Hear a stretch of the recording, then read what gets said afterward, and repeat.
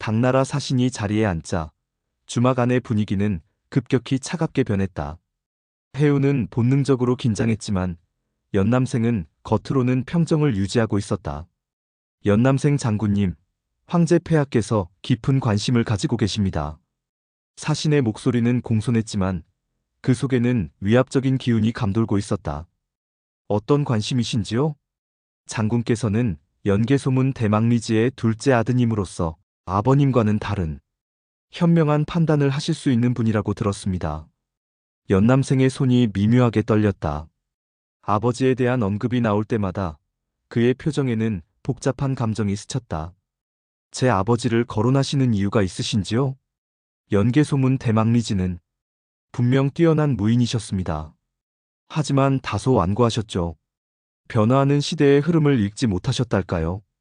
해운이 자리에서 일어나려 하자 연남생이 눈짓으로 그를 제지했다. 계속하시오. 하지만 장군님께서는 다르시리라 믿습니다. 아버님의 용맹함은 물려받으셨지만 더 넓은 안목과 현실적 판단력을 갖추셨다고. 그래서 어쩌자는 것이오? 연남생의 목소리에 냉기가 서렸지만 사신은 개의치 않고 계속했다. 황제 폐하께서는 장군님께 새로운 기회를 드리고자 합니다. 형님이신 연남권 대망리지와는 별도의 길을 걸으실 수 있는 기회를 말입니다. 해우는 그 말의 의미를 정확히 이해하지 못했지만 연남생의 얼굴이 순간적으로 굳어지는 것을 보았다. 별도의 길이라니. 형제 간의 경쟁은 때로는 불필요한 갈등을 낳기 마련입니다. 장군께서 진정으로 고구려 백성을 위한다면 더 현실적인 선택이 있지 않을까요? 연남생이 긴 침묵에 빠졌다. 그의 눈에는 고민과 갈등이 역력히 드러나 있었다. 해우는 참을 수 없었다. 사신님, 말씀이 지나치신 것 같습니다. 장군님께서는 해우나? 연남생이 조용히 해운의 말을 막았다. 사신님, 구체적으로 무엇을 원하시는 것이오? 현명하시군요. 직접적으로 말씀드리겠습니다. 사신이 몸을 앞으로 기울였다. 장군님께서 당나라와 협력하신다면 고구려 땅에서의 새로운 지위를 보장해 드릴 수 있습니다. 물론 장군님의 가족들의 안전과 영예도 함께. 가족? 연남생의 목소리에 날카로운 기운이 섞였다. 장군님의 부인과 어린 공자께서는 지금 평양 근처에 계시죠? 요즘 같은 혼란한 시기에는 그분들의 안전이 무엇보다 중요할 텐데요. 그 순간 해우는 깨달았다. 이것은 제안이 아니라 위협이었다. 연남생의 주먹이 꽉 쥐어졌다. 혹시 제 가족에게 무언가를 했습니까? 아닙니다. 오히려 보호하고 있다고 해야겠지요. 하지만 장군님께서 현명한 선택을 하신다면 그 보호가 계속될 수 있을 것이고. 연남생이 자리에서 벌떡 일어났다. 그의 손이 검집으로 향했지만 이내 멈췄다. 시간을 주십시오. 물론입니다. 하지만 너무 오래 기다릴 수는 없다는 점도 이해해 주시기 바랍니다. 전쟁은 언제 시작될지 모르니까요. 사신이 일어서며 연남생에게 깊은 절을 했다. 현명한 선택을 기대하겠습니다, 장군님. 사신과 호위병들이 주막을 떠난 후 오랜 침묵이 흘렀다. 연남생은 창밖을 바라보며 서 있었고 해우는 어떤 말을 해야 할지 몰라 망설이고 있었다. 장군님. 해우나? 연남생이 돌아보았다. 그의 얼굴에는 깊은 피로와 절망이 어려 있었다. 너는 가족이 있느냐? 아닙니다. 저는 어릴 때부터 환인제천문에서. 그렇다면 이해하기 어려울 것이다. 연남생이 다시 창밖으로 시선을 돌렸다.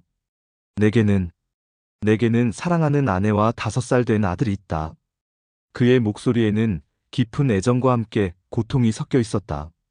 아버지 연개소문께서는 위대한 분이셨다. 고구려를 위해 자신의 모든 것을 바치셨지.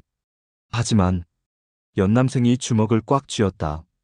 하지만 그 위대함 때문에 우리 가족이, 우리 형제들이 얼마나 큰 짐을 지게 되었는지 아는가? 해우는 조용히 들었다. 형인 연남권은 아버지의 뒤를 이어 권력을 잡았지만 내적으로는 분열이 심하다. 귀족들은 연씨 가문이 너무 강해졌다며 견제하고 백성들은 연이은 전쟁에 지쳐 있어. 그렇지만 장군님께서 힘을 합치신다면. 힘을 합친다? 연남생이 쓴웃음을 지었다. 혜훈아, 너는 형제간의 갈등이 얼마나 깊은 것인지 모른다. 특히 권력을 두고 벌이는 갈등은. 연남생이 방안을 천천히 걸으며 말을 이었다. 내가 어릴 때부터 품었던 꿈이 있었다. 아버지와는 다른 방식으로 고구려를 부강하게 만드는 것. 전쟁이 아닌 외교로, 강압이 아닌 덕치로. 훌륭한 꿈이십니다. 하지만 현실은 그렇지 못했다. 형은 내 생각을 나약함이라고 했고, 다른 귀족들은 연개소문이 아들답지 않다며 비웃었지. 혜우는 연남생의 고통을 느낄 수 있었다. 그래서 따로 나와서 내 방식대로 해보려 했는데, 연남생의 목소리가 떨렸다. 이제는 선택의 여지조차 없어졌다. 가족 때문에 말씀이신가요? 연남생이 고개를 끄덕였다. 만약 내가 당나라의 제안을 거부한다면 내 아내와 아들은, 그리고 이 전쟁에서 고구려가 패한다면 더 많은 백성들이 죽을 것이다. 혜우는 혼란스러웠다. 지금까지 그에게는 선악이 명확했다. 하지만 연남생의 이야기를 들으니 상황이 그렇게 단순하지만은 않다는 것을 깨닫게 되었다. 장군님, 혹시 다른 방법은 없을까요? 다른 방법? 연남생이 혜운을 바라보았다. 어떤? 가족분들을 구해내는 방법이라든가. 연남생이 고개를 저었다. 당나라의 세력은 우리가 생각하는 것보다 훨씬 크다. 그리고 이미 고구려 내부 깊숙이 침투해 있어. 무력으로 해결하려 했다가는 오히려 더 큰 화를 불러올 뿐이야. 그때 밖에서 급한 발걸음 소리가 들려왔다. 연남생의 부하 중 하나가 들어왔다. 장군님, 급한 소식이 있습니다. 무슨 일이냐? 신라와 당나라 연합군이 움직이기 시작했습니다. 국내성을 향해. 연남생의 얼굴이 창백해졌다. 언제부터? 사흘 전부터라고 합니다.